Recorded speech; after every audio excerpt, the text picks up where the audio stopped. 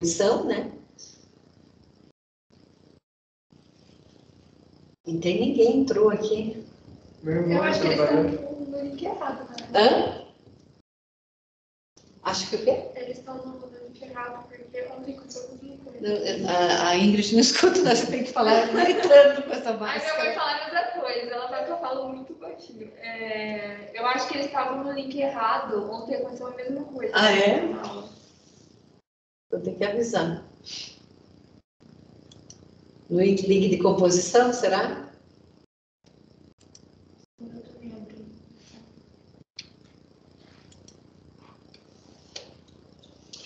Esse aqui, eu preciso conseguir fazer funcionar, vamos ver se ele dura o funcionamento. Pronto.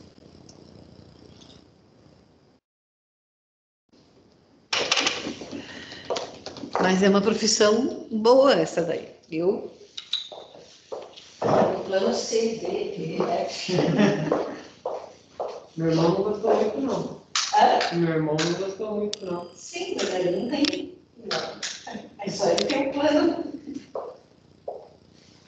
Argumento de falta, né? O arquiteto tem que ter argumento. Dá para enxergar bem? Acho que eu vou tirar essa abinha aqui, né?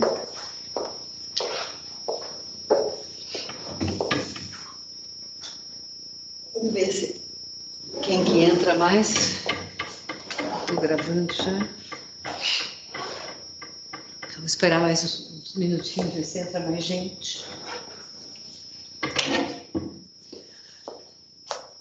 Mas corretor, se ele tem a veia, né, de vendedor, ganha muito bem. Ah, ele desistiu já. Então não tem a veia. Também não pode ficar a maior parte da fatia com a imobiliária, tem que ser ele, né? Ele pode ser autônomo.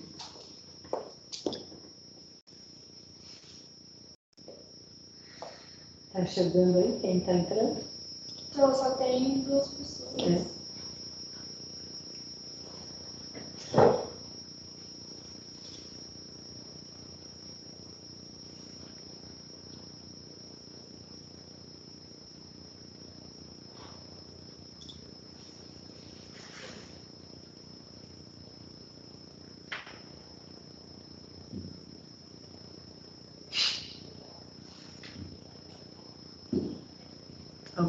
Alguém passou a mensagem, né? Que é o link de teoria. Passa para nós.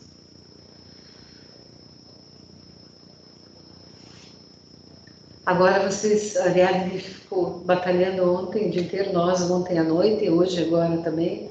Vocês agora estão na disciplina de composição, dentro da chamada, a partir de hoje, porque não estavam. E o pessoal da secretaria disse que eles não tinham recebido informação, mas tinham. A Ariadne achou os e-mails que tinha avisado. Então agora eu vou poder postar a nota de vocês, porque até então eu não tinha onde postar a nota de vocês de composição. Agora eu vou postar.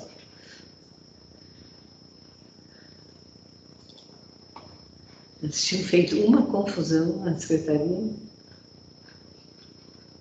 Uma confusão que foi, pelo que eu imaginei, não foi resolvida, é que a Ariadne tinha gravado algumas aulas pra gente, específicas. De EAD? Não. EAD. A gente não tem essa. Não tem? Do quê? De que disciplina? Não sei qual. Eu iria substituir aquela de cultura e sociedade, né? Ah, isso. Parece que sim. Mas não. Vocês não puseram no dia errado. Foi isso.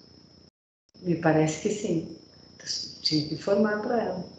Tava na quinta-feira. Tava lá, muita gente viu. Tava num dia errado. Tem que falar isso, tem que avisar. Bom, gente, então vou começar aqui, depois o pessoal... Eu apareço aqui? Aparece.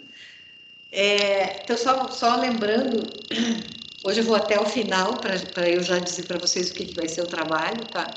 Depois, eu não vou postar esse específico, PowerPoint, porque ele tem 3 gigabytes. Eu tenho ele encolhido, que é só a parte que interessa para vocês fazerem a linha do tempo daí, tá? Mas eu vou até mostrar ele até o final, para vocês saberem do que se trata. Eu trabalho que já tem data daí na linha do tempo, pelo menos. E depois tem as aulinhas que vocês vão montar. Então, só uma memoriazinha do que a gente falou a aula passada do Renascimento, tá? Que é o Renascimento é aquela retomada da arquitetura greco-romana, né? Que foi. Então, o que era o Renascimento? Não sei se vocês vão lembrar. Não está compartilhando para elas online. Não tá? Não. Nossa.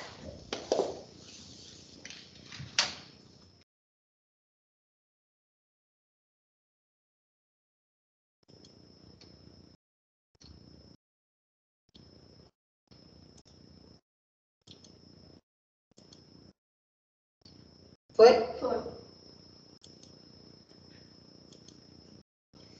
Deixa eu pôr som também, que vai ter vídeo. Espero que daí já vá automaticamente o vídeo, vamos ver.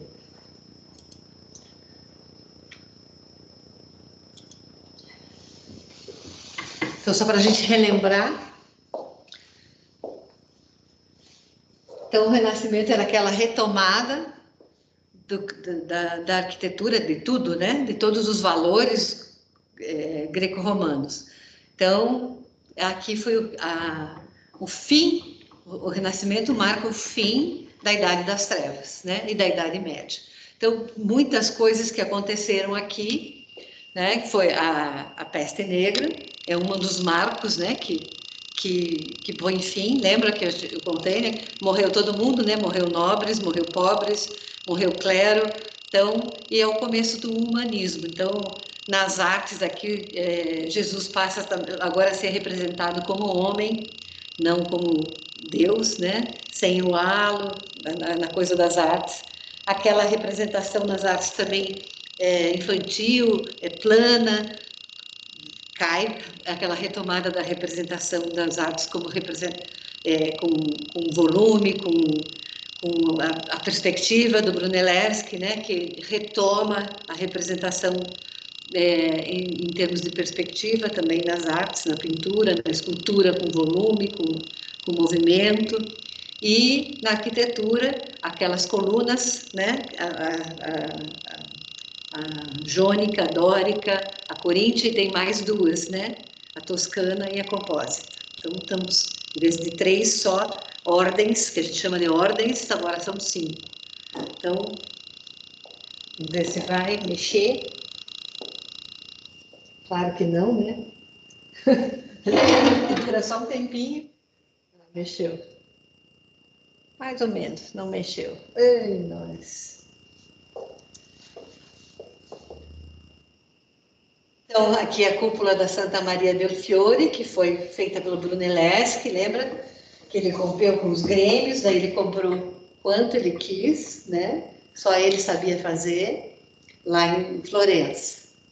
As 5 colunas, agora, a parte principal, não é só a coluna, né? São todas as características da arquitetura greco-romana.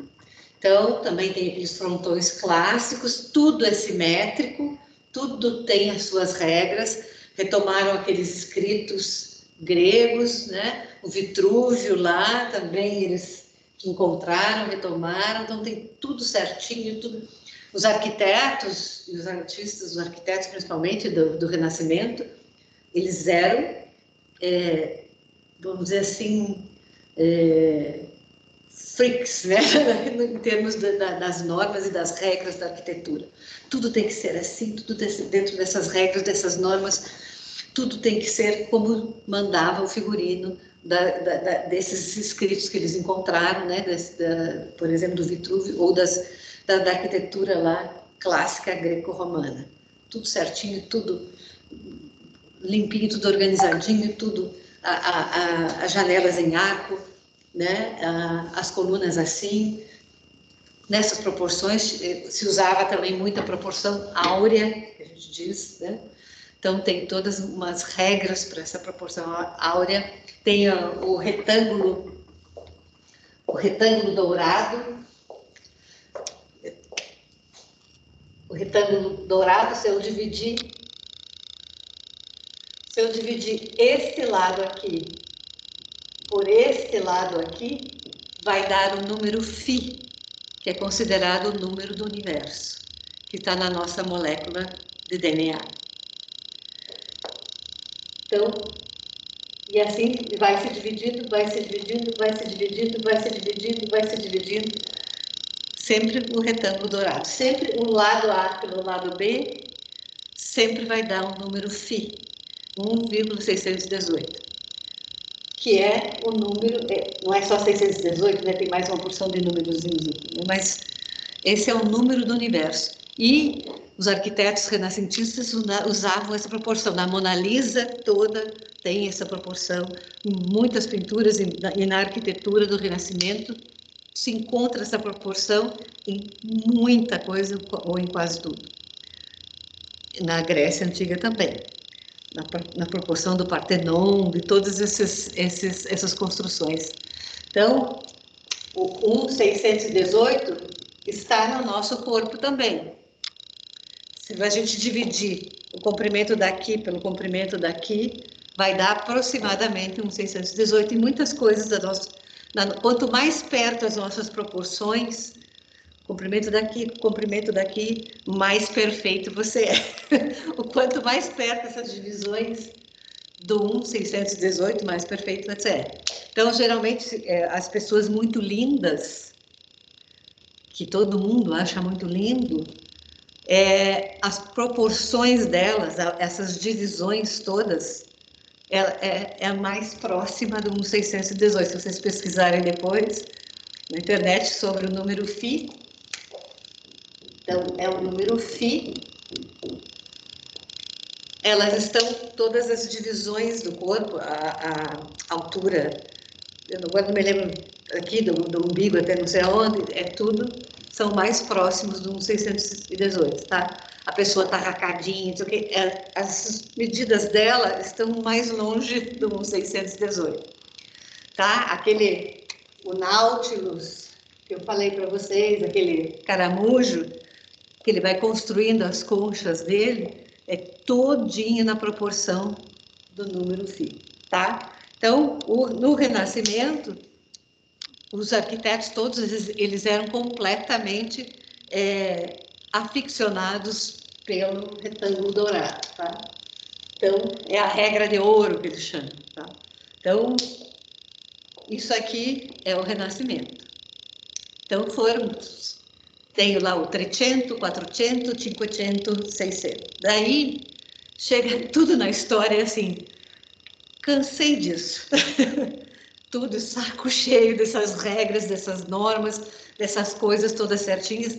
E na pintura do Renascimento, também, nas artes, era a coisa da pintura a óleo, daquela coisa toda etérea, né, e toda certinha. Para fazer uma pintura, era 6, 7 camadas de pintura muito, extremamente fina. Você não enxerga a pincelada, você não vê a pincelada, a marca do pincel. Então, é muito demorado. O Leonardo da Vinci é um dos pintores que nunca terminava e nunca entregava as pinturas. Ele tem muito pouca pintura, o Leonardo da Vinci. Ele era mais um inventor do que, na verdade, um artista de pintura. Mais um inventor, fez muita coisa de máquinas de guerra e arquitetura nesse sentido. E ele tinha preguiça, ele cansava e não entregava.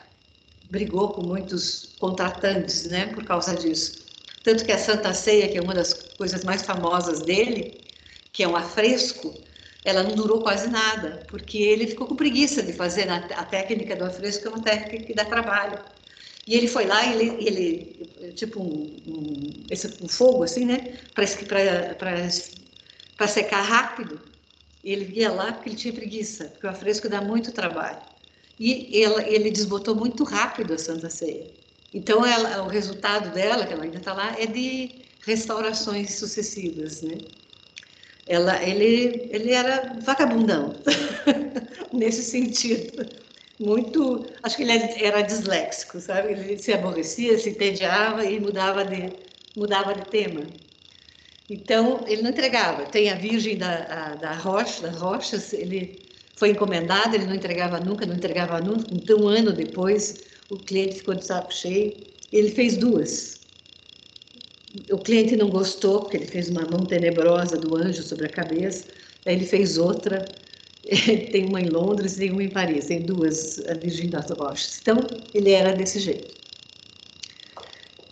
Então, depois de 300, 400 anos, aconteceu bastante coisa e muda, né? O pensamento muda, aconteceu muita coisa. Não foi só porque estamos cansados dessas regras todas. Então, acontece um outro estilo, que é o estilo barroco.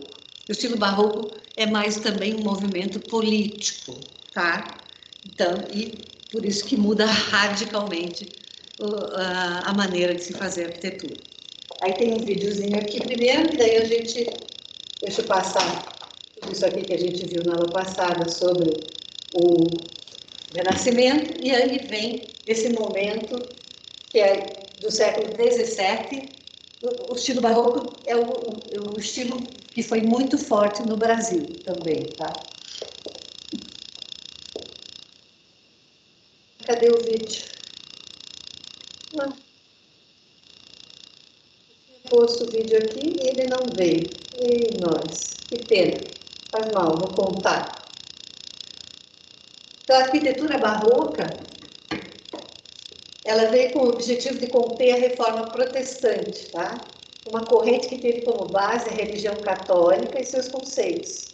A arquitetura barroca contou com a presença das igrejas, caracterizadas pela extravagância e a suntuosidade em termos decorativos. Ela rejeita a simetria do Renascimento e destaca o dinamismo e a importância e a imponência. Reforça a emotividade através de meandros, elementos contorcidos e espirais, produzindo diferentes efeitos visuais, tanto nas fachadas quanto nos interiores. Então, agora, o que aconteceu nessa época aí? A igreja, os papas, eles vendiam indulgências. Não sei se vocês já ouviram falar de indulgências. Já? Era um perdão, né? Era uma carta que dava perdão. Eles vendiam isso. Então, você podia cometer quantos pecados você quisesse. E você mandava o dinheiro para o Vaticano e ele te dava uma carta de indulgência, de perdão. Era simplesmente uma coisa assim mais parecida com o tráfico de drogas. Você podia ser um traficante, se você fosse muito pecador, mas muito rico, você mandava muito dinheiro para o Papa, né, para a Igreja Católica, e ele te mandava uma carta, você estava completamente perdoado. Então, isso era uma coisa que começou a revoltar alguns. O que já ouviram falar de Martinho Lutero, né? Também tinha Zuíglio, Zuíglio, e tinha mais Calvino também. Então, o barroco também é um resultado da reforma protestante. Não sei se alguns de vocês são protestantes ou católicos. Eu sou cristão. Cristão. Mas que muitos são protestantes e não têm muita ideia de onde começou a coisa do protestante, né, do protestantismo. Mas o Lutero foi um dos mais fortes, né, onde realmente começou. Né? O Lutero, ele era advogado, ele era um estudante de direito. E os amigos dele da escola de direito morreram de peste negra, mas não naquele primeiro movimento, né? Porque aqui é o século XVII agora. A primeira peste negra foi do século XIV. Então foi uma peste negra tardia, morreram todos os amigos dele. Ele ficou completamente abalado e ele desistiu da escola de direito. E ele entrou para um convento que ele fez, para um mosteiro. E foi um monge extremamente dedicado, trabalhava muito duro, se dedicava muitíssimo na Alemanha, né? Lutero alemão. E os mosteiros nessa época, eles produziam tudo que eles precisavam, né? Eles produziam comida, bebida, uma diversidade de coisas, e mandavam todo o dinheiro para o Vaticano. Eles tinham um voto de pobreza, né? Tudo que eles produziam, e às vezes eles ganhavam muito dinheiro, os mosteiros, e mandavam todo o dinheiro que eles arrecadavam para o Vaticano. E o Lutero, ele era uma coisa de pureza mesmo, né? Quando ele fez esse voto, que ele entrou para o mosteiro, era uma coisa de dedicação mesmo. Ele era um cristão muito crente, né? E muito dedicado. E ele ficou muito indignado com essa venda das indulgências. E também essa foi a época da invenção da imprensa, né? Porque antigamente só se escrevia à mão e só se podia escrever dentro dos mosteiros, né? Agora, com a invenção da imprensa, se podia imprimir os livros, começaram a traduzir todos os escritos também, e essa coisa pôde se espalhar. E o Lutero começou essa indignação dele, ele escrevia esses textos de indignação, pregava na porta das igrejas, onde ele vivia, em textos muito bem escritos, e esses textos começaram a ser reproduzidos e espalhados, né? Começou a se espalhar, primeiro pela Alemanha e depois por mais lugares da Europa, de indignação contra a Igreja Católica, sobre esse luxo e sobre essa venda de indulgências, principalmente, né? E isso começou a crescer, né? Crescer, foi um movimento de indignação contra a igreja, contra o luxo, contra essa coisa de posso pecar quanto quiser, e daí eu mando dinheiro, e daí sou perdoado, né? E a Igreja Católica começou a perder campo, né? Perder fiéis, perder campo e tal. E o que eles pregavam? Era a pureza, né? Da crença, da dedicação e tal. E a igreja naquele luxo e daquela coisa que só vem a mim, né? O dinheiro, e não tem nada a ver de cristão nisso, né? E o que a Igreja Católica fez que foi o Concílio de Trento, que decidiu isso, fez para combater como é que eu vou combater essas pessoas que estão pregando e propondo um cristianismo puro, né, isento de luxo, de riqueza e de tal. Eles fizeram exatamente o contrário. Então, nós vamos propor exatamente o oposto: muito luxo, muita riqueza, muita beleza. E o que estava acontecendo na Europa também, já tinha acontecido isso no Renascimento, a burguesia tinha se fortalecido, né? Os príncipes tinham se enfraquecido, porque príncipes não eram países ainda, eram principados, né? E a burguesia, agora, nessa época do século XVII, a burguesia ainda estava mais forte. Então, tinha muito dessas capelas, igrejinhas e coisinhas que estavam deterioradas, e a Igreja Católica propôs. Essa burguesia queria notoriedade, né? Queria tipo os socialites de hoje, né? Os novos ricos de hoje eram os novos ricos dessa época. Eles queriam a sua família sepultada dentro dessas capelas, desses lugares. Então eles financiaram a reforma dessas igrejas, dessas capelas, e com muito luxo, com muita riqueza, e arquitetos também construíram novas, né, ou reformaram, né, e dessa forma, com muito luxo, com muito rebuscamento. Então, toda aquela coisa cheia de regrinhas do Renascimento, agora no Barroco, pode tudo, né? Então, no Renascimento não tinha, por exemplo, nenhuma estrutura que não fosse estrutura.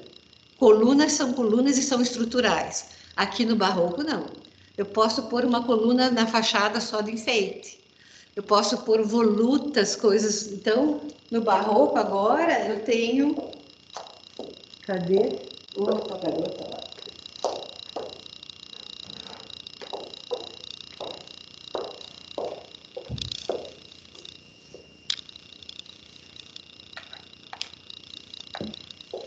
Agora eu posso ter aqui na fachada colunas que são só para enfeitar, como fazem muito aqui, né? Agora eu tenho volutas assim, né? Então, se tiver volutas na fachada, é barroco. Isso é uma voluta, né? Então, é barroco. E a coluna pode ser só de enfeite. Posso ter uma escadaria aqui, posso ter umas esculturas. A escultura e a fachada pode estar junto, impregnada só de decoração. Então, são coisas que no Renascimento não tinha, não podia. Tá? Não existia escultura. Escultura é escultura no Renascimento, separada da arquitetura. Aqui no Barroco, as duas podem estar juntas, né? Então, na arquitetura barroca eu tenho, né, frontões curvos, vãos ovalados, e tenho aqui, né, também motivos vegetais, plantas circulares, emprega-se o trompe-l'œil, em francês, né, engana-olho, né, coisas que servem só para enganar. Através da pintura simula um espaço que se abre sobre a parede, como o street art de hoje, né? Pilares passam a ter função, às vezes, só decorativa, algo que jamais aconteceria no Renascimento. Então, aquela anterior lá, esses são os dois italianos mais famosos, tá? Não se esqueçam. Gian Lorenzo Bernini. O Gian Lorenzo Bernini fez aquela colunata também que tem na frente da Basílica de São Pedro, que é o Vaticano. Tem uma colunata. Tem a Basílica aqui. Bernini era fantástico, tá? Tem a Basílica de São Pedro aqui gigante. E daí tem uma praça gigante aqui na frente. Foi feita depois. E tem, assim... São 6 colunas, tá? Tem uma colunata que a gente chama. E o que é incrível nessa colunata, que se você ficar aqui, tem um ponto aqui nessa praça. Quando eu estava na escola de arquitetura, meu professor de História da Arte, você pegou aí? Isso. Tem um ponto aqui que aparece até no fundo, no filme Anjos e Demônios. Aparece esse ponto. Meu professor falou desse ponto na época. Eu tinha 20 anos de idade. Se você se colocar nesse ponto aqui, você enxerga só uma coluna. Como se tivesse só a primeira. Você não enxerga as outras 5. Na fila, assim, dessa colunata. Como é que esse cara, que não tinha 3D na época, né? Não tinha teodolito como é que ele previu isso, né? Que perfeição que era isso. E aí eu tive a oportunidade de ir lá. E claro que eu fui lá, né? Conferir. E é exatamente isso. Você só enxerga a primeira. Você não vê as outras de toda essa colunata aí. Você enxerga só as primeiras, assim. É simplesmente incrível. O Bernini. Então, ele é arquiteto, ele é escultor, eles são aqueles homens universais de que falava Vitrúvio, todos eles. Todos esses caras dessa época. Então, eles são pintores, escultores, arquitetos, eles são tudo. Bernini também fez outra escultura que chama A Fonte dos 4 Rios, na Piazza Navona, que é onde fica a Embaixada Brasileira, que também é fantástica. Ele representou os maiores rios do mundo. Não tem o Amazonas, porque eu não conheci, então tem o rio, mas o Rio da Prata tem. Rio Nilo, Rio da Prata, Rio Danúbio, e o outro não me lembro qual é o quarto rio. E ele, a mais incrível das esculturas dele, que eu acho, é o êxtase de Santa Teresa. E daí essa estátua ele foi meio que banido, porque ele representou o êxtase de Santa Teresa, e na verdade acusaram ele que ele fez ela tendo um orgasmo. E parece mesmo um orgasmo, mas incrível, mas um êxtase é um orgasmo, né? Aliás, um orgasmo é um êxtase. E é incrível, essa estátua é incrível.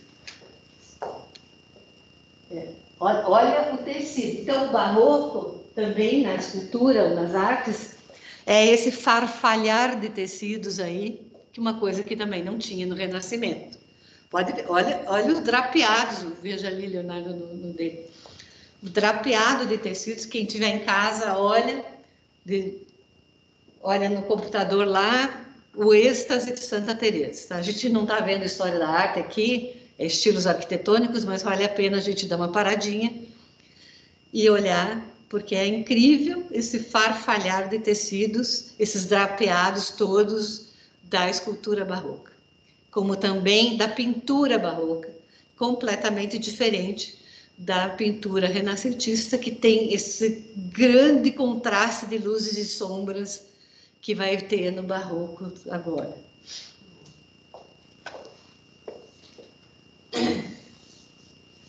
Então, os dois grandes que eu considero, né, eu escolhi os que eu considero, é o Giancarlo Bernini e o Francesco Borromini. Eles eram contemporâneos, eles fizeram trabalho juntos, mas também eram grandes rivais. Os dois também escultores e arquitetos, tá? Olha, ela é a fachada dessa San Carlo a Quattro Fontane, parece umas franjas lá em cima, ó.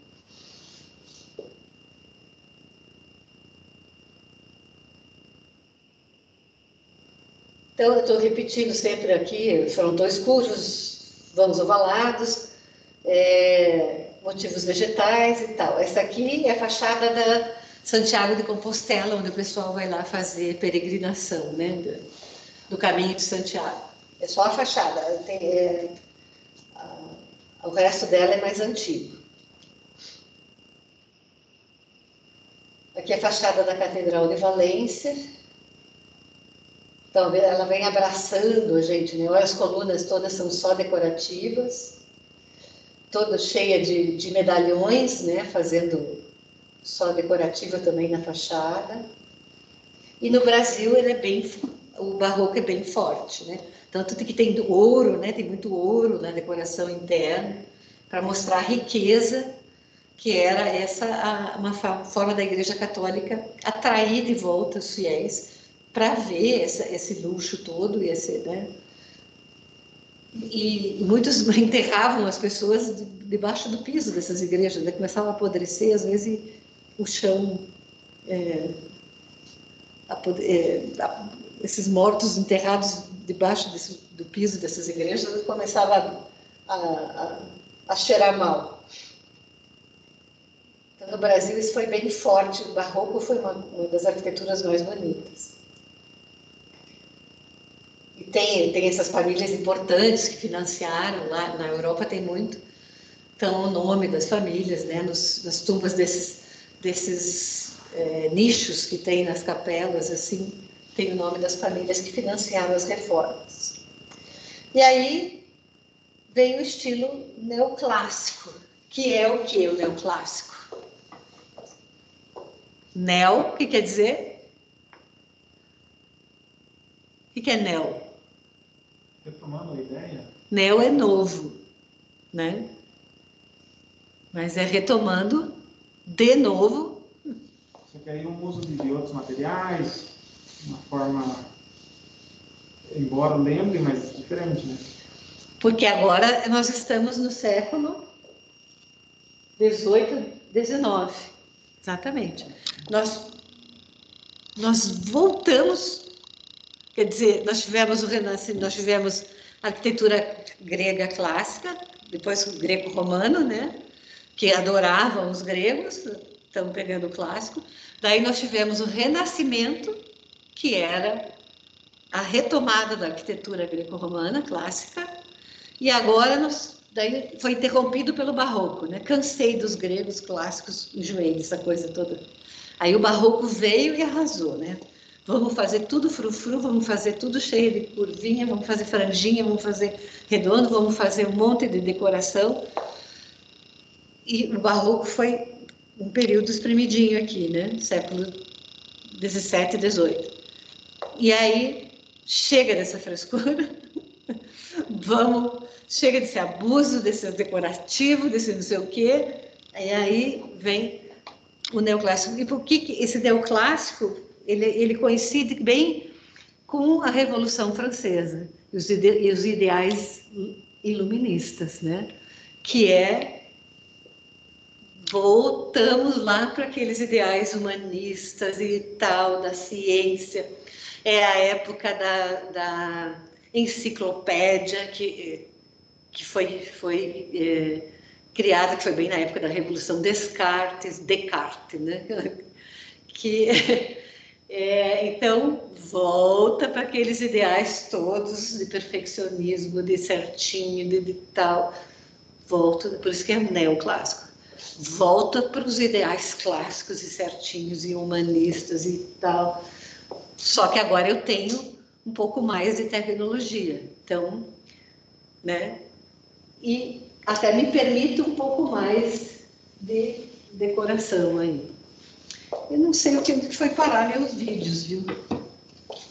Deixa eu ver se eu acho eles aqui, que era bem bacaninha. Deixa eu ver se eu consigo abrir o arquivo aqui.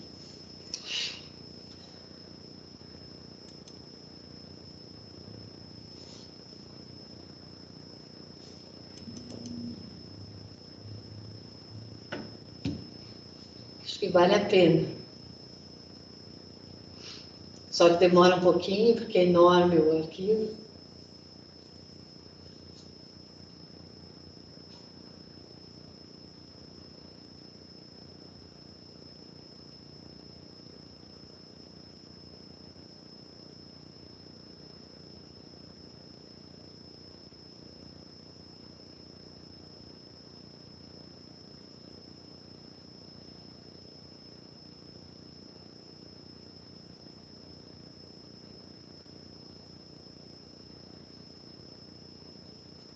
Enquanto ele abre.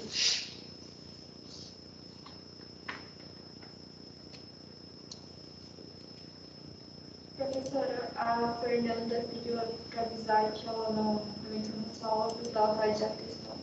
Eu não escutei nada de novo. A Fernanda pediu para avisar que ela não vem na aula porque ela faz de atestado. Ah. Ela disse que encaminhou para você, né? Aqui está o vídeo, viu? Deixa eu só.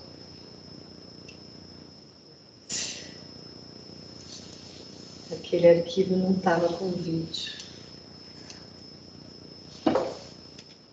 O meu.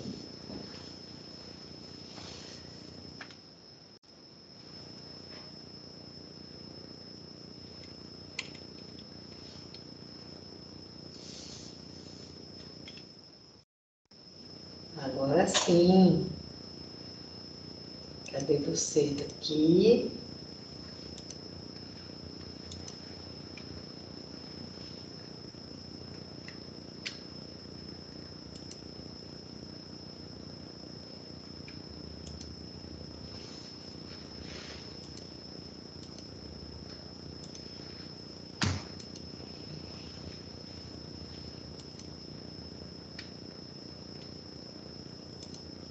Vamos ver agora.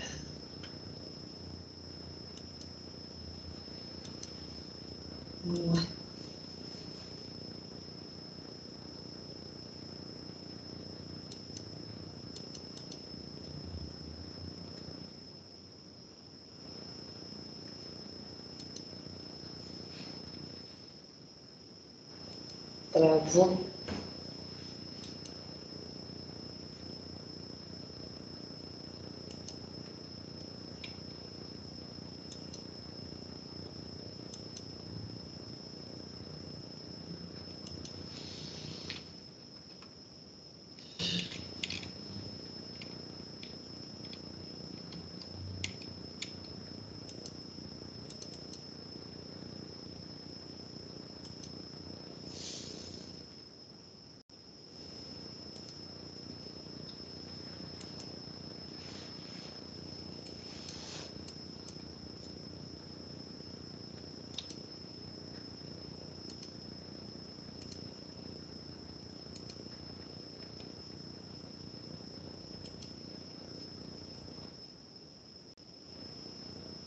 Não tá.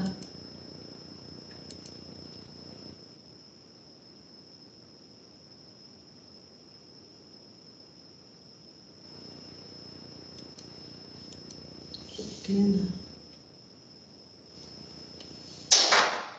Deixa eu ver se eu consigo ir direto lá no YouTube.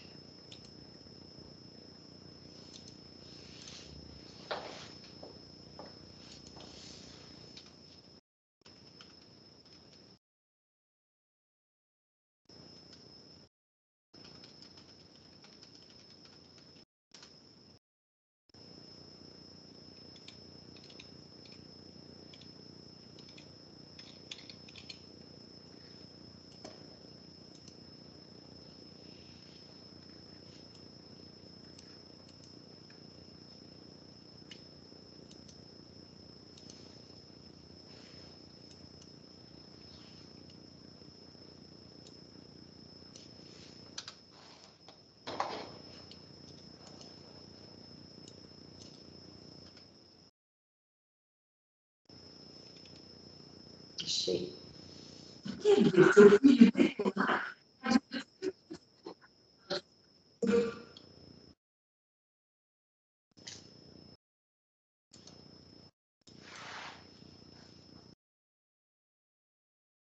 Será que eu...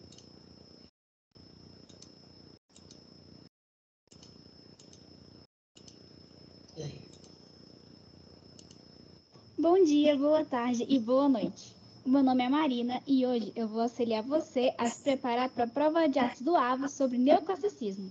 E falando em AVA, acessa lá que o conteúdo postado tá maravilhoso, beleza? Então bora lá começar. Primeiro, para ninguém ficar perdido, eu vou dar uma contextualizada para todo mundo entender como é que surgiu o neoclassicismo. Esse movimento surgiu lá no século XVIII, no período da Revolução Francesa, quando a sociedade estava passando por um monte de transformações. No meio político, a monarquia se tornou república. E no meio ideológico, todo mundo começou a seguir um tal de iluminismo. O iluminismo foi uma corrente ideológica que transformou completamente a sociedade daquela época. Anteriormente, as pessoas explicavam tudo com religião. Agora, elas acreditavam que o progresso vem através da ciência e valorizaram muito a razão. Mas eles não foram os primeiros a valorizar esse tipo de coisa. Na antiguidade clássica, os gregos e os romanos faziam a mesma coisa. E foram exatamente neles que os neoclássicos se inspiraram. Então, afinal, o que é o neoclassicismo? Ele é um movimento artístico pós-barroco que vai retomar a antiguidade clássica, que nem no Renascimento, só que de novo. Então, eles vão focar na razão, na ciência, na política e vão fazer muita representação da mitologia desses povos. Para começar a falar sobre arquitetura. Como eu já disse, o neoclassicismo ele retoma a antiguidade. Então você vai perceber muita inspiração nesses templos super famosos gregos, tipo o Partenon. Um dos caras mais importantes desse período foi um russo chamado Giacomo Quarengi. Na obra dele fica muito evidente a presença dessa inspiração. O tempo inteiro que você vai ver essas fachadas parecidíssimas com o Partenon, você vai ver arcos e outros elementos que a gente pode reconhecer daquele período da antiguidade clássica. Além disso, você vai ouvir muito falar sobre o uso da forma pura. Mas o que isso significa? Como existe essa supervalorização da razão, o formato do prédio fica muito mais objetivo, funcional. Então você vai ver a utilização do cubo, da esfera, da pirâmide, do cilindro, sem muita decoração, vai ser um negócio muito puro, algo muito mais clean, digamos assim. Com essas formas puras, teve um pessoal que pegou e levou para um outro patamar. E esse pessoal, a gente vai falar que eles são a arquitetura visionária. Eles estabeleceram uma relação entre a arquitetura e a natureza. E os prédios que eles faziam eram verdadeiros templos, só que dessa vez para a ciência. Fica muito claro quando você olha para essa obra, que se chama Mausoléu para Newton. Por mais que essa estrutura seja completamente diferente dos prédios que a gente vê lá na Antiguidade Clássica, a valorização da razão fica muito evidente. Também, o uso da esfera na sua forma pura é um excelente exemplo nesse monumento. Todo mundo aqui já está ligado que o neoclassicismo fala muito sobre razão, sobre política e retoma a Antiguidade Clássica, e não é diferente com a pintura nem com a escultura. As obras, assim como no Renascimento, vão ter um certo equilíbrio, elas vão ser planejadas, vão ter harmonia e vão buscar a perfeição. Eu sei que essa parte é um pouco mais complicada, mas para ficar mais fácil, eu vou comparar elas com o Barroco, que é o movimento anterior, que é o completo oposto do neoclassicismo. Isso vai ajudar bastante a gente a delimitar certinho como é que o neoclassicismo se comporta. Então, bora lá.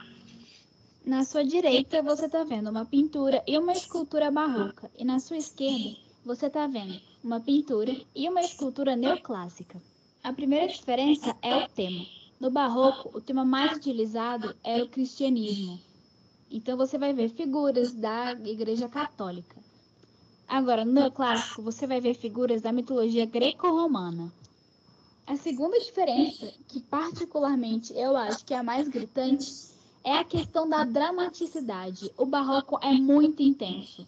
Você pode ver que eles usam muito contraste, então as sombras são muito mais escuras, enquanto no neoclássico é tudo muito mais calmo, tudo muito mais suave. A terceira diferença é que o barroco é muito decorativista, então você percebe milhares e milhares de detalhes, enquanto o neoclássico é mais objetivo. Você tem exatamente o necessário para passar a mensagem. Então é isso, galera. A gente fechou o conteúdo. Eu dei uma filtradaça em tudo aquilo que o professor passou. Isso que ela montou aí, por isso que eu peguei o dela, é mais ou menos o que eu quero que vocês montem na aula que vocês vão dar depois, nos temas que eu vou pedir, tá? É uma coisinha assim, um negocinho assim, que cada equipe vai fazer sobre os temas que eu vou pedir. Cada um monta do jeito que quiser, tá? Mas é vocês que vão fazer. Então, tem vários exemplos aí no YouTube, cada equipe faz do jeito que quiser, tem vários jeitos. Tem gente que faz desenhando, tem um aplicativo que, quando você vai falando, o aplicativo mostra os desenhinhos, ou vocês põem recortinhos, vocês podem estar falando, aparecendo também, mas é uma aulinha que cada equipe vai dar, assim, de 5 minutinhos no máximo, tá? 3 a 5 minutinhos sobre o tema. Não é para ser chatinho, tá? É uma coisinha assim, mais divertida.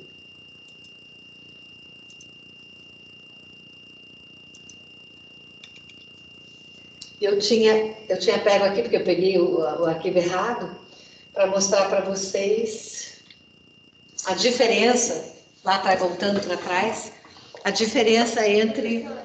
Oi? Tem que compartilhar de volta, né? Em casa não precisa fazer isso, por isso que eu esqueço.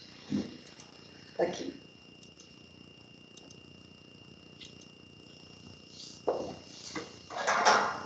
Ali, aqui é uma pintura renascentista, tá? Só para vocês perceberem a diferença. Então, aqui tudo é etéreo, você não enxerga nada da pincelada que eu falei, tem aquelas 6, 7 camadas de pintura que eles fazem, né? Até da pintura a óleo. E aqui, uma pintura do Caravaggio, barroca, eu não tinha no arquivo anterior, eu abri o arquivo errado. O Caravaggio é o mais importante, eu considero, porque ele foi o primeiro. Muitos dos outros pintores barrocos foram ver as pinturas do Caravaggio lá na Itália. Tem um outro que eu adoro, que é um dos mais famosos também, mais importantes, é o Velázquez, que é espanhol, né? Ele também foi ver o Caravaggio. Então, o Caravaggio seria um precursor do barroco, tá? Então, o Renascimento são essas pinturas etéreas, ou mitológicas, ou religiosas, né? O barroco também é religioso, mas o barroco se permite colocar gente também da vida do cotidiano, coisa que não existia de jeito nenhum no Renascimento. E o Caravaggio, tá vendo? Esse é o chiaroscuro, que é o famoso, né? O artista mais famoso do chiaroscuro, que é o claro escuro que tem. Então tem sempre um facho de luz único, que é o tenebrismo também. O Caravaggio é conhecido pelo tenebrismo, que é esse escuro, essa coisa meio assustadora, né? E tem sempre só um foco de luz em cima da coisa principal que ele quer. E aqui tem, e ele se permitia, porque o Caravaggio era muito pobre, né? E meio malucão, né? Assim, convivia com gente, seriam os drogadinhos de hoje, né? Ele era esse o meio em que ele vivia. Tanto que ele fugiu, ele brigou, teve uma briga de rua num jogo, tipo um jogo de tênis, e ele esfaqueou alguém, ele teve que fugir de Roma, fugiu para Malta. Ele acabou morrendo bem cedo. Ele pintou aqui, ó, acho que é um santo aqui, com os pés, não é aqui, gente, ele pinta os pés sujos, mas era uma coisa bem real, as pessoas andavam meio descalços. E tem uma das pinturas dele que tem São Pedro sendo crucificado de ponta cabeça, que é o que se fala, né, o que está nos escritos. Então aparece também São Pedro com os pés sujos, assim. Então é uma coisa que isso não existia, não era possível antes do Barroco, tá? Então eu pus isso aí só para comparar um período do outro, para vocês verem a grande diferença do Renascimento, por exemplo, para o Barroco. E aí, agora que vem o neoclássico, vai ser a mesma diferença do pós-barroco, né? Volta às regras do Renascimento. Só que agora no neoclássico não vão mais pintar essas coisas religiosas ou mitológicas. Aí no neoclássico já vão pintar pessoas, pessoas refinadas, pessoas, né, da burguesia já fortalecidas, né? Os temas mudam, mas o tipo de pintura volta a ser aquele estilo mais refinado lá do Renascimento, né? Então aqui eu coloquei aqui uma porção de regrinhas aí, de coisas presentes nas fachadas do neoclássico, muito mais coisas, muito mais detalhes do que tinha lá no Renascimento, mas com o mesmo perfil, o mesmo estilo, né?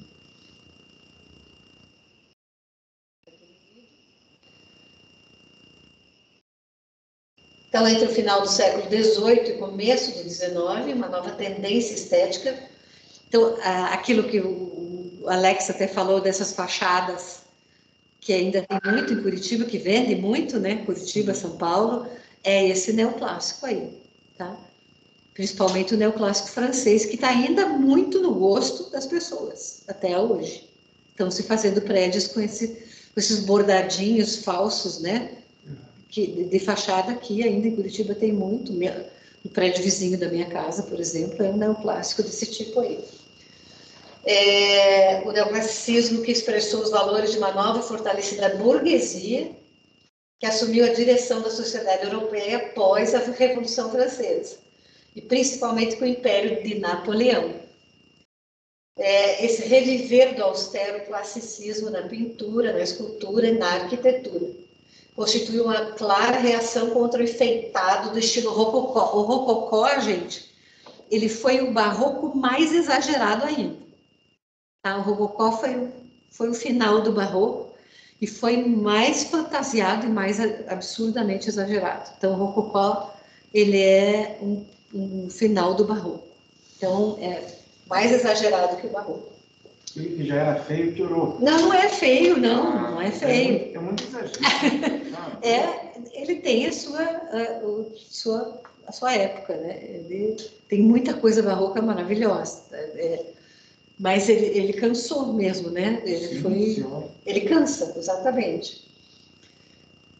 Então, aqui o rococó é o exagero do barroco, tá? Aqui é uma fachada típica neoclássica aí, ó. E aí tem muita coisa que vocês vão reconhecer sempre, é o neoclássico. Então, vocês reconhecem, como é que eu vou saber, professora, o que é neoclássico, o que é renascentista? Ou o que é uma antiguidade greco-romana? A data. Ou os materiais, se vocês tiverem a oportunidade de saber o material, mas principalmente pela data. Uma antiguidade romana vai ser uma parede, né, greco-romana, uma parede muito espessa, né? Agora, um renascentista para um neoclássico é a data. O renascentista vai ser 1500, 1400, 1600. O neoclássico pode ser 1800, 1900. Então é neo. Como é que eu vou saber se é gótico ou se é neogótico? Gótico é 1100, 1200. Neogótico, 1900, 1800. Então, neos é a data, né? E também, às vezes, a espessura das coisas, o material com que foi feito, né? Então, Casa Branca em Washington, o Capitólio em Washington, neoclássico, né? Portão de Brandemburgo, que é o cartão postal de Berlim, né? Arco do Triunfo em Paris, outro cartão postal em Paris. E aí nós vamos ter a Revolução Industrial, outro período. Tá? Dá tempo de mostrar o resto. Então, Revolução Industrial, ela está aí meio que junto, daí são outras coisas que acontecem. Ainda está acontecendo o neoclássico, mas aí vem são coisas que não acabou o neoclássico. A Revolução Industrial está chegando. Então, são coisas que meio que se sobrepõem, né? Então, século XIX, começo do século XIX, final do século XVIII, já está começando a Revolução Industrial. A gente só está colocando dentro de caixinhas para ficar mais fácil para a gente acompanhar, tá? Lembra o que o Leonardo falou ontem do aeroporto de Singapura, né? Não foi você? Foi o Anderson que falou? Não, foi o Anderson. Foi o Eduardo, isso. Então, eu queria falar desse prédio aí, exatamente, para comparar com o aeroporto de Singapura. Que esse foi o prédio que marca a primeira exposição universal, que para a gente, no caso, a Revolução Industrial, para nós, o que interessa são as exposições universais. Então, esse vídeo aí, eu quero ver se eu acho ele, porque não vai funcionar, né? Eu queria ver se eu achava ele agora lá. Chato, sabe isso?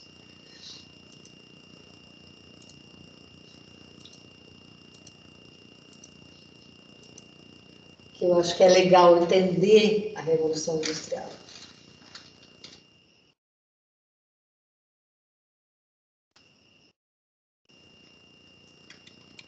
Esse aqui, achei.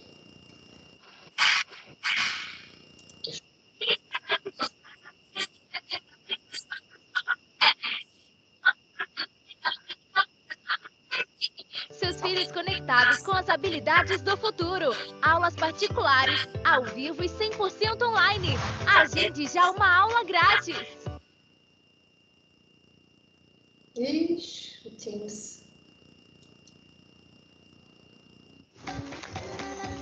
Are those our enemies? This won't take long. Give me your heart. They will cower. More. Nothing.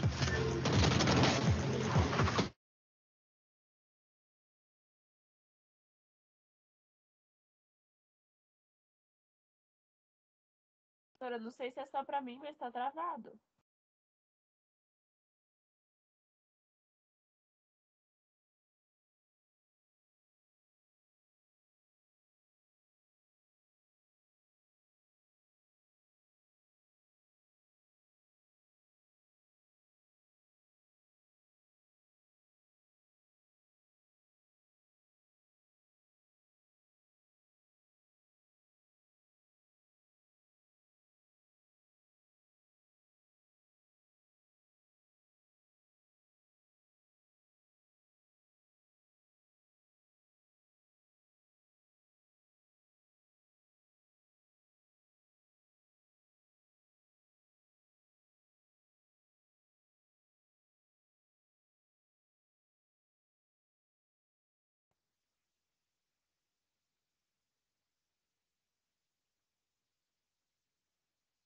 Revolução Industrial foi um processo responsável por consolidar o sistema capitalista e mudar para sempre o modo de produção. A Inglaterra foi a pioneira dessas transformações, ou seja, a primeira a iniciar esse processo. Mas você sabe por quê? Podemos citar uma série de motivos, começando pela Revolução Gloriosa. Como resultado dela, o sistema de governo inglês foi transformado em uma monarquia parlamentar constitucional, fazendo com que o poder deixasse de ser absolutamente do rei. Acontece que os parlamentares eram em sua maioria burgueses, e é claro que mexeram alguns pauzinhos para favorecer seus próprios negócios. Assim, eles desenvolveram uma economia mais independente e medidas mais liberais, sempre tendo em mente o crescimento da burguesia. Outra causa principal foi o Ato de Navegação. Essa lei, criada no século XVII, decretava à Inglaterra e suas colônias que todas as mercadorias de importação e exportação deveriam ser transportadas por embarcações inglesas. O objetivo do Ato de Navegação era enfraquecer a concorrência e permitir que a Inglaterra controlasse as rotas comerciais e marítimas do mundo. A posição geográfica dela também foi extremamente importante para esse feito. Já que era uma ilha, tinha um acesso melhor às potências europeias, em uma época que o transporte por terra era muito caro e demorado. Ela também tinha em si muitos rios navegáveis, facilitando o escoamento de sua produção para o mercado interno. Logo, essas medidas fizeram com que a Inglaterra acumulasse muito capital e a burguesia enriquecesse mais ainda. Todo esse capital acumulado foi muito importante, pois a partir dele que a burguesia pôde investir em pesquisas para desenvolver a criação das máquinas, e assim aperfeiçoar o processo de produção e financiar a construção das indústrias têxteis. Além disso, teve a Lei dos Cercamentos. Essa lei resultou na transformação de terras comuns em propriedades que serviram para o pastoreio de ovelhas e a implantação de técnicas mais modernas de agricultura. A partir dessas melhorias, eles aumentaram a produção e assim houve um crescimento populacional gigantesco. Acontece que essas terras eram ocupadas por camponeses, que tinham relações de trabalho ainda feudais, e com a lei dos cercamentos eles foram simplesmente expulsos do campo, tendo assim que migrar para as cidades em busca de sobrevivência. Com essa migração em massa dos camponeses para a cidade, o que é chamado de êxodo rural, havia mão de obra abundante e barata para as indústrias. Já que todo mundo estava desesperado por um emprego, acabavam se submetendo a péssimas condições de trabalho, com cargas horárias de até 16 horas, incluindo explorações a crianças e mulheres. E lembra que as terras deles deram origem a pastos de ovelhas? Isso visava a produção de lã, a matéria-prima essencial para a grande atividade econômica da época, a indústria têxtil. A enorme quantidade de reservas de carvão e ferro na Inglaterra também foram fundamentais, porque serviram de base para a indústria do período, ainda posteriormente sendo utilizada nas locomotivas. Agora que você já entendeu os principais motivos da Inglaterra ser pioneira, vamos voltar lá para o começo do século XIV, onde ainda não existiam indústrias nem nada. Nessa época, a produção era artesanal e familiar, onde o indivíduo cuidava de todo o processo de produção. A partir da Idade Moderna, toda essa produção que era fragmentada começou a se concentrar nas manufaturas, que eram ofícios comandados por um burguês, que pagava salários a artesãos para elaborar produtos a partir da matéria-prima que ele oferecia. Tudo mudou com a criação do motor a vapor, que ao ser introduzido nesse processo deu origem à maquinofatura, assim marcando a Revolução Industrial. Com o uso dessa máquina, os vários trabalhadores especializados se tornaram inúteis, porque agora só uma pessoa sem instrução já conseguiria produzir em série em um tempo muito menor, só apertando um botão, uma engrenagem, o que aumentou o lucro dos burgueses e diminuiu o salário dos trabalhadores. Lembra que eu comentei que as condições de trabalho eram horríveis e perigosas? Não havia nenhum tipo de segurança nem direitos para os trabalhadores. Se você faltasse por problemas de saúde ou tivesse um dedo cortado fora, era logo demitido. Essa situação degradante fez com que os trabalhadores se voltassem contra seus patrões e se organizassem em sindicatos. Os movimentos mais famosos por melhores condições de trabalho foram o ludismo e o cartismo. O ludismo deriva do Ned Ludd, supostamente um cara muito doido que quebrou as máquinas de seu patrão em um protesto contra o uso delas. Assim, vários trabalhadores se inspiraram e começaram a quebrar as máquinas das indústrias, alegando que elas estavam roubando os empregos dos humanos e contribuindo para a redução dos salários. Claro que isso não adiantou nada e o governo reprimiu fortemente os ludistas, punindo até a morte. O movimento cartista, por sua vez, lutava por direitos trabalhistas e políticos para a classe de trabalhadores da Inglaterra. Ele se originou pela Carta do Povo, um documento que fazia várias reivindicações políticas e trabalhistas. Eles pressionaram os patrões por meio de greve, e essas mobilizações até resultaram em algumas melhorias ao longo do século. Então, quais foram os resultados da Revolução Industrial? Foram desenvolvidas muitas tecnologias, como as locomotivas e as estradas de ferro, que logo se espalharam por toda a Inglaterra, facilitando o transporte das mercadorias. O carvão, matéria que por sorte a Inglaterra tinha bastante, se tornou fonte de energia para as máquinas a vapor. Nessa fase também foi desenvolvido o telégrafo, um dos principais meios de comunicação quase instantânea. A Inglaterra se tornou o maior centro urbano e comercial do mundo, o que ameaçou o poder dos outros países europeus, que estavam com medo de se tornar independentes economicamente, e por isso iniciaram seus próprios processos de industrialização. Para fomentarem ainda mais essas atividades, precisavam de matéria-prima e de maior mercado consumidor, o que fez eles buscarem por colônias de exploração na África e na Ásia. Esse processo ficou conhecido como imperialismo e foi um dos principais motivos da Primeira Guerra Mundial. Outro resultado da Revolução Industrial foi o êxodo rural, devido ao cercamento dos campos, que resultou no crescimento da vida urbana. Além disso, teve aquilo que eu falei do desenvolvimento de tecnologias agrícolas, que permitiram um crescimento gigantesco da população mundial. A burguesia se fortaleceu e começou a ganhar cada vez mais destaque a classe operária. É isso, muito obrigada por ter assistido esse vídeo, eu espero que você tenha gostado. Compartilhe com seus amigos, manda lá no grupo da turma que tá todo mundo.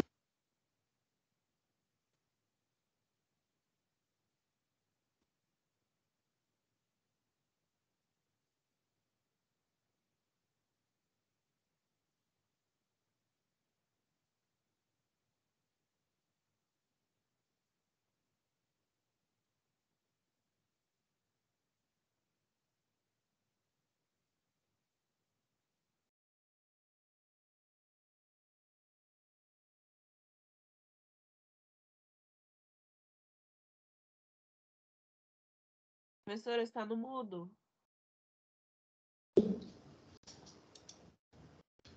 Tá ouvindo? Sim, agora sim. Sim, então tá. Vocês só uma introduçãozinha, né,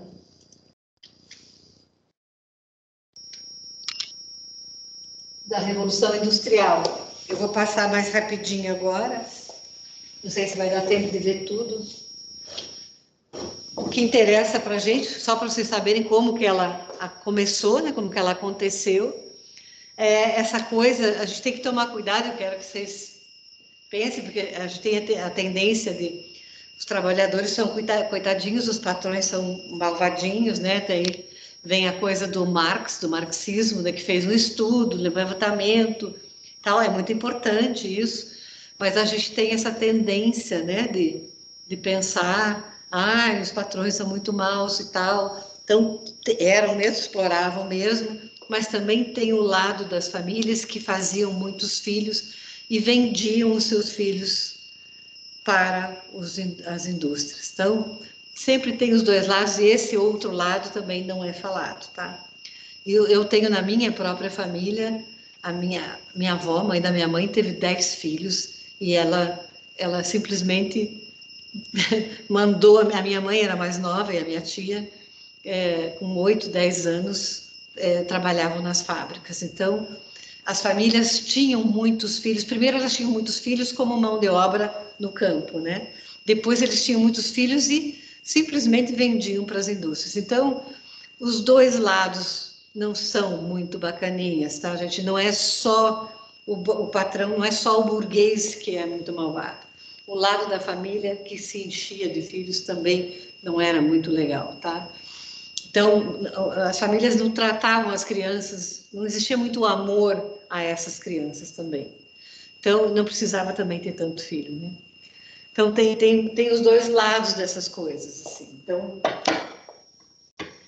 a origem, então, das exposições universais acontece em 1851. E a intenção desse modelo em grande escala era de mostrar ao mundo os avanços tecnológicos e científicos de cada nação, reunidas em um único lugar, num processo de globalização naquela época lá, pouco a pouco abrindo caminho. O legado arquitetônico contribuiu para a sua fama e a temporalidade. Em Londres, o Crystal Palace, desenhado e elaborado por Joseph Paxton, construído no Hyde Park, e em 1936 ele foi destruído por um incêndio. O Joseph Paxton, que elaborou e construiu o Crystal Palace, o palácio inteiro de vidro, ele era o jardineiro da família real, ele era, na verdade, o paisagista da família real, não era nem um arquiteto. Então, eram espaços arquitetônicos gigantescos. E o que acontecia só em relação às exposições universais?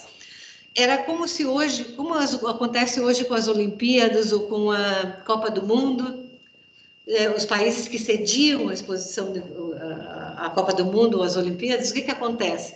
Constroem estádios ou urbanizam, tudo aquilo que não fazem em 20, 30 ou 50 anos esses países, né? Fazem num ano só, ou 2 ou 5 anos, eles sabem que vão sediar, então eles fazem tudo que não fizeram nos últimos 20 ou 30, né? Urbanizam, né? Escondem, botam o tapume para esconder a favela, né? Arrumam a casa para receber o mundo inteiro. Isso que acontecia com as exposições universais, fazem exatamente isso. Então, o Paris, quando fez a Torre Eiffel, foi feita para a Exposição Universal de Paris em 1889. Ela era para ser demolida em seguida. Ela foi feita só para a Exposição Universal, era um enfeite lá, para mostrar o Eiffel, era um engenheiro, né, para mostrar o que se podia fazer, o que ele podia fazer em termos de construção de aço, né? E a primeira foi aqui em Londres, e Paris, nessa época, não fez só isso, urbanizou tudo. Aquela parte toda bonita de Paris foi feita por causa de uma exposição universal.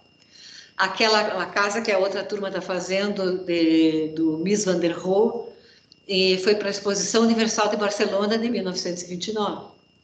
Então, acontecia a mesma coisa. A diferença é que elas não ficavam só um mês, como nas Olimpíadas ou na Copa do Mundo, ficavam 6 meses.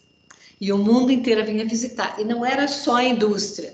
Então, eram feiras de diversão, de aberrações. Então, traziam índios, traziam pigmeus da África, animais. Então, era um negócio que o mundo inteiro vinha ver. Então, eram coisas maravilhosas. Então, o difícil para nós, em termos de urbanismo e arquitetura, as exposições universais são fantásticas. São as coisas mais interessantes, no caso da arquitetura. Então, é um marco muito interessante. E teve até os anos 70. Teve exposições universais também de 4 em 4, acho que 2 ou 4 anos também. 4 em 4 anos tinha. Então, os países sediaram. E teve nos Estados Unidos, aqui na América do Sul, acho que nunca teve. Então, o Palace era isso aqui, era maravilhoso. Não, para compartilhando. Ué?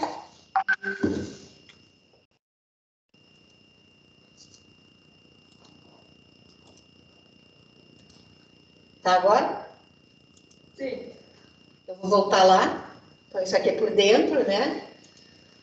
Olha o tamanho dos espaços, né? Os estandes e tal, como nas feiras de hoje, né? E olha por fora. Então, ele se incendiou em 1936. E uma pena, né? Porque simplesmente fantástico. E teve antes dessa, teve outra em Paris, uma anterior a essa da Torre Eiffel, em 1889. Então, a seguinte exposição universal foi em Paris, em 1855, e os franceses não podiam conceber o avanço social sem unir o desenvolvimento científico, tecnológico, com a arte. de modo que no futuro esse ramo cultural teve um grande papel nas exposições. Então, em 89, foi o mesmo ano da nossa proclamação da República, aqui, né, no Brasil, a França volta a ser anfitriã da Exposição Universal. Esse edifício aqui não existe mais, né? Esse aqui, não sei se aparece lá. Esse aqui, lá do outro lado, Trocadero, que chama, tem um negócio curvo aqui, existe ainda, e a torre que ficou. Mas o resto aqui não, foi demolido. Então, que servia como arco de entrada, é hoje a obra mais célebre de Paris, né? O marco da cidade. Ficou lá. Essa daqui é um dos principais objetivos organizadores do evento, era apresentar o recente êxito industrial e econômico que os Estados Unidos obtiveram. Essa foi de Chicago, né? Pavilhão de Chicago, em 1893. Então, a World's Columbian Exposition durou 6 meses e teve quase 28 milhões de visitantes. Então, isso aqui que é importante, num período no qual a população total dos Estados Unidos era de 65 milhões. Então, é só para ver o sucesso da exposição, né? Os Estados Unidos inteiro tinha 65 milhões de habitantes e a exposição teve 28 milhões de visitantes do mundo inteiro, né? Não foi só de americanos. Essa de Chicago teve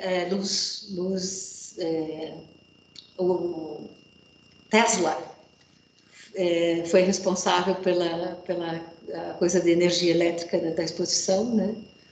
Teve a Westinghouse aí, então era uma coisa de grandes avanços. Ela foi inventor, né? Nikola Tesla, né? Ele foi o responsável pela iluminação. Ali do set da minha sala deu uma discussão enorme por causa do Thomas Edison. Na verdade, grandes brigas. Ele venceu. Ele disputou com o Thomas Edison. Então, esse aqui, ó, Art Nouveau é o próximo estilo, mas esse eu vou dar uma aula só sobre Art Nouveau para vocês, tá? Então, não vai ser curtinho assim, vai ser a próxima aula. Por isso que está escrito aula aí. Art Deco também vai ser uma aula só sobre Art Deco. Modernismo também vai ser uma aula só sobre o arte do modernismo. Eles merecem, são temas que merecem um pouquinho mais de...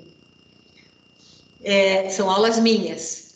Esse tema são aulas de vocês, tá? A gente vai, não sei se vai sortear. Então, vai ser equipe. Eu acho que vou ver quantos temas... Quem pode anotar para mim, por favor? Ou eu anoto aqui. Se quiser, pode anotar aqui no quadro. Bom, aí as pessoas veem, né? Se quiser. Minha letra é muito feia, Bem, A minha letra é nossa. Então, Bauhaus. Acho que aqui aparece, né? Bauhaus. Baixinho, duro. Bauhaus é um tema bem importante, tá? A escola Bauhaus, uma escola de design, foi muito importante. Mies van der Rohe, um dos arquitetos modernistas mais importantes, foi o último diretor da escola Bauhaus, né? Então, o que mais? Eu vou passar reto aqui. O Tim 10, né? Tim 10 foi um dos remanescentes do modernismo. Eles formaram esse time aí, também importante. Aí uma das equipes vai falar sobre o Tim 10. Sobre construtivismo e brutalismo, que é também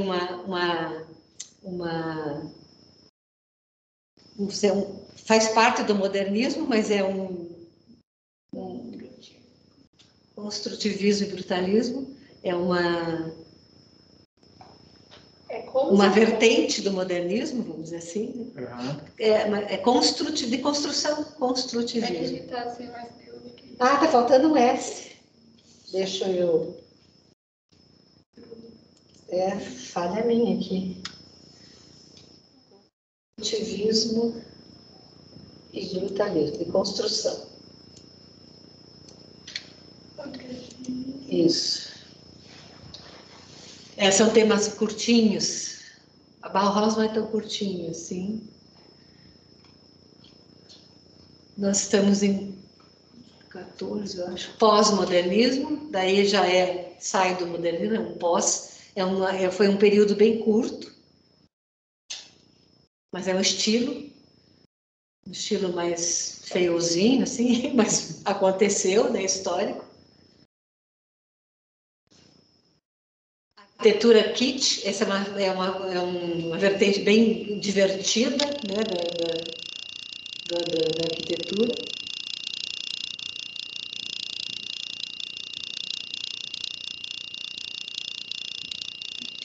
Pode escrever embaixo, kitsch, K-I-T-C-H.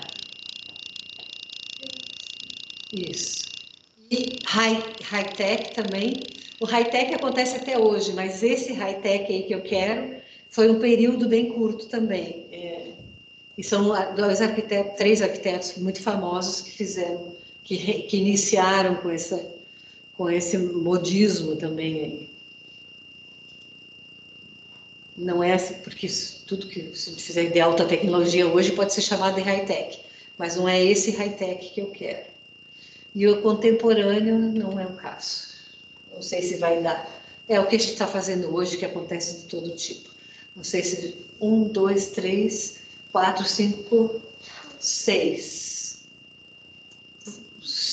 Acho que 7 vai dar, somos 14, eu acho, né? Então vai dar a arquitetura contemporânea, que vai ser o... Ah, não. Daí o vernacular. Deixa eu ver. Não. É o vernacular, vamos pôr. Arquitetura vernacular. Daí vai dar 7, certinho.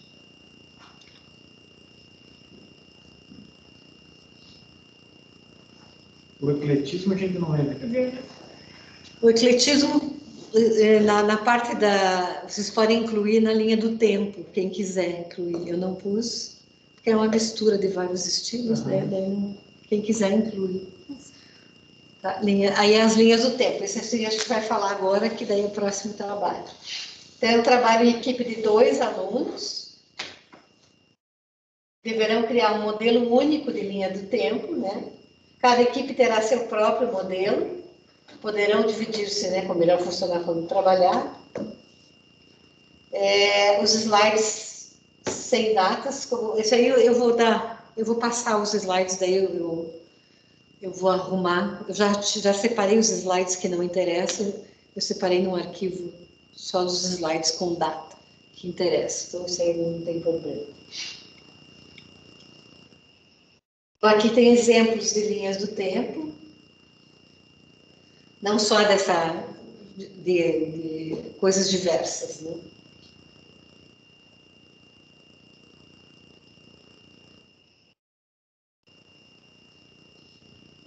Alguns exemplos.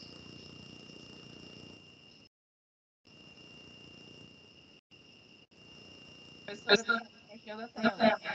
Oi? Está compartilhando a tela. Ué, parou de repente?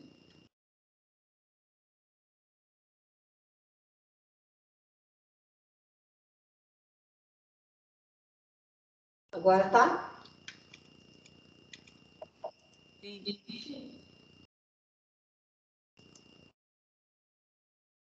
São exemplos de linha do tempo.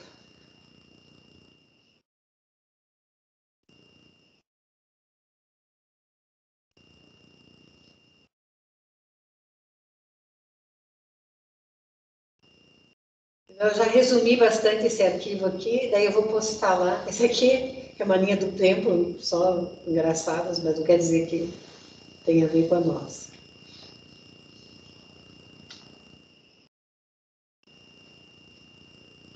Eu pus aqui uma, eu acho que era para mostrar para vocês que fizeram, os alunos fizeram.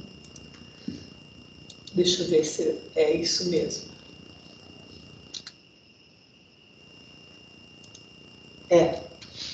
Esse é um exemplo de alguns alunos. Deixa eu ver se vai dar certo.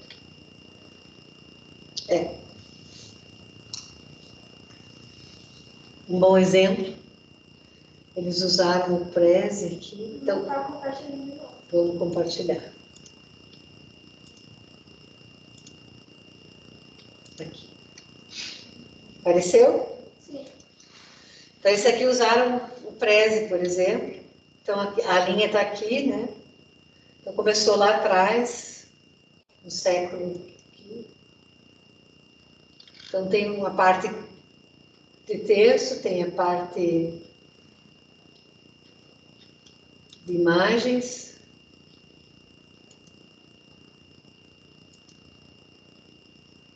E aí você vai caminhando por ela, né? Tem a parte explicativa. Acho que eu não... Deixa eu voltar. Não fui para o caminho certo aqui. Não. Século IV, século VII. Eu me...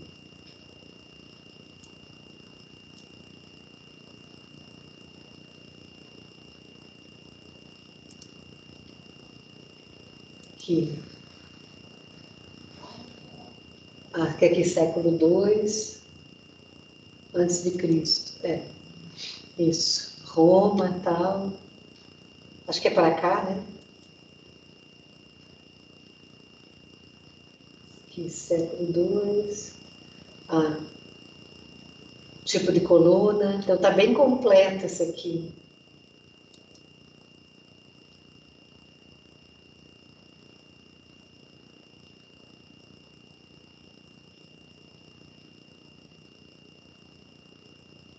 Século IV. Características. Você clica nas coisas e tem. Então, eles escolheram, eles fizeram muito mais do que eu pedi, eles fizeram muito mais estilos, fizeram os estilos intermediários, inclusive. Aqui o neoclassicismo, por exemplo, né? Esse aqui, por exemplo, nem falei, elas colocaram. E aí você vai caminhando lá. Ó, tem arte, tem... Esse eu dei. Que é a parte do Art Nouveau. Então, foi um dos melhores exemplos.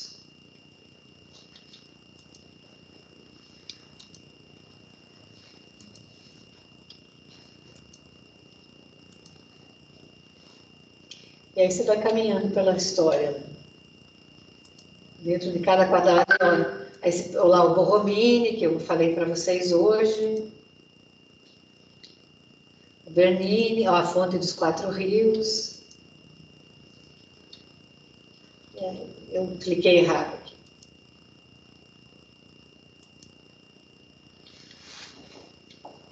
E assim vai. Então, esse foi um dos melhores exemplos, um dos melhores trabalhos da linha do tempo. Você vai passeando e está super completo, né? Então, o neoclassicismo, o Panteão de Paris, a França, o Portão, a igreja, cada um que se clica tem alguma coisa e está explicando tudo. Então, tá maravilhoso isso aqui. Então, tem um monte de surpresas, olha lá. Ainda tem o zoom.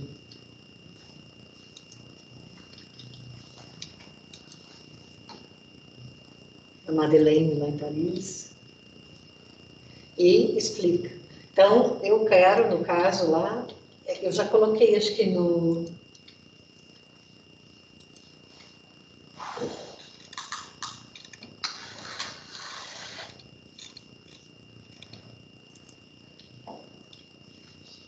Classroom.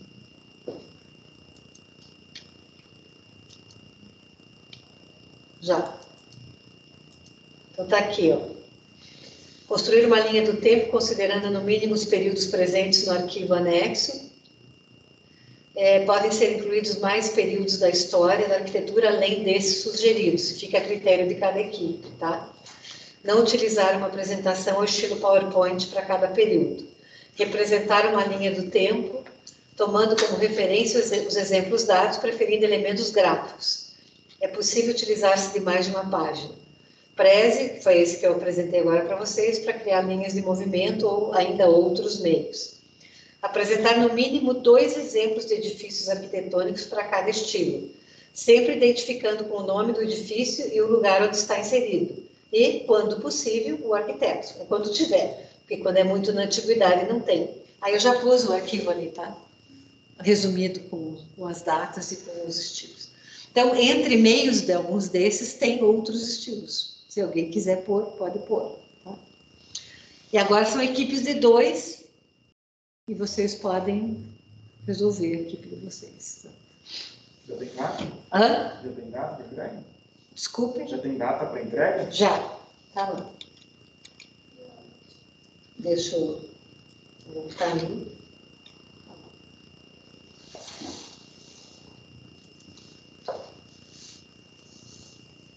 Acho que não pus, será que não pus a data aí? Colocou a linha do tempo, tá? Para o dia 8 de novembro. Mas acho que eu vou pôr aqui na fachada, porque fica melhor, né, para enxergar. Dia 8, né? Vou editar, vou pôr aqui no começo já. 8 de novembro.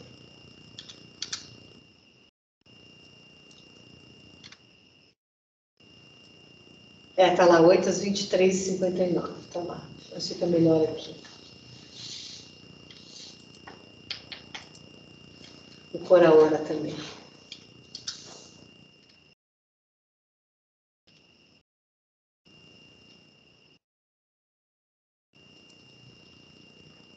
Então é isso.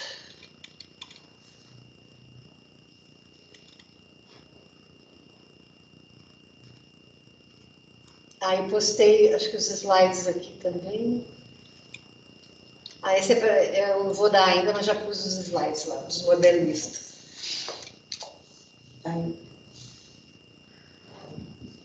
Então é isso, gente, para hoje. É o que temos para o momento. Então, nas outras aulas, aí já vai ser mais, cada aula, ver se eu dou 2 temas por aula. Essa de vocês, os temas de vocês, tem que ser esses aqui, vocês já podem, se vocês quiserem sortear, ou eu sorteio, acho que vai ser melhor, né? Porque senão, vocês só me dão as equipes e eu dou o tema para vocês já na próxima aula. Aqui também é duplo, né? Ele é duplo, sim. Vocês, não sei se fotografaram aqui. Não, ainda não. Coisinha curtinha, bem simplinha, porque não vai dar tempo também de vocês fazerem, a gente tem poucas aulas. É para apresentar tudo numa aula só, se possível, né? Então, vai ser 3 a 5 minutos cada equipe, e vai ser tipo a última aula do semestre, para vocês apresentarem, esses aqui. Não precisa ser vídeos complicados, pode ser uma coisinha, não precisa ser vídeo, pode ser se alguém quiser apresentar na hora, assim, da aula. Uhum.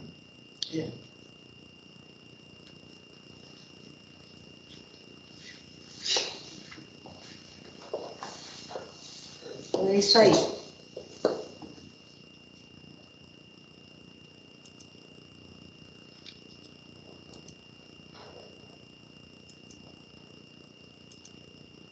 É isso aí, gente. Alguma dúvida?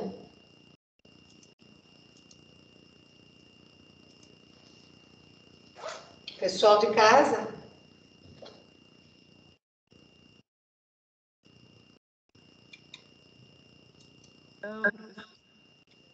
Então, esse aqui vocês montam as equipes, esses temas aqui, deixa eu tirar da compartilhamento.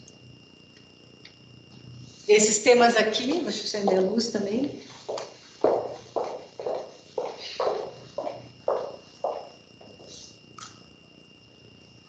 Esses temas do quadro aqui, vocês montam as equipes de 2 e depois eu vou sortear, tá?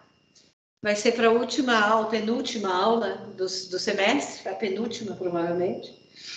E aí vocês vão apresentar em aulinhas que vocês vão dar de 3, no máximo 5 minutos cada equipe. Tá? Pós-modernismo, construtivismo e brutalismo, Team 10 ou Team 10, Bauhaus, arquitetura kitsch, high-tech e arquitetura vernacular. Esse aqui vai ser o segundo trabalho do semestre, segunda nota de vocês, tá? E a primeira vai ser a linha do tempo.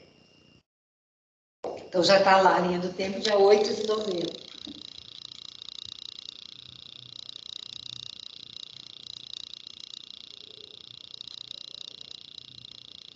Se vocês quiserem esse exemplo aqui, eu vou colocar. Ai, eu fechei. Mas aparece no vídeo, esse vídeo da aula de hoje eu vou postar, tá? Daí o link aparece lá. Professora, só para mim pensar na minha cabeça, os dois trabalhos são em dupla, né? A linha do tempo e a... Oi? Os dois trabalhos são em dupla, né? Sim. Pode mudar a dupla se quiser, ou pode ser a mesma dupla. Tá bom? Boa noite, então, para vocês. Aida, não é nojenta, eu ali. Boa noite para vocês. Até amanhã, até quinta, então, tá?